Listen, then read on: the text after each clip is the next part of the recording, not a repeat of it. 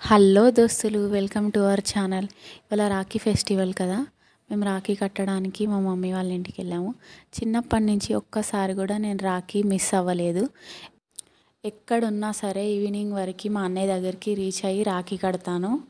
అన్నిటికంటే ఈ రాఖీ ఇంకా చాలా స్పెషల్. ఎందుకంటే ఒక అకేషన్ ఉంటే విలేజ్కి వెళ్ళామని చెప్పాం కదా, అక్కడ మా కజిన్స్ అందరికీ కూడా రాఖీ కట్టాము. మా పాప ఇంకా మిన్ను చెర్రికి రాఖీ కడుతుంటే మా చైల్డ్హుడ్ డేస్ అన్నీ గుర్తొచ్చాయి.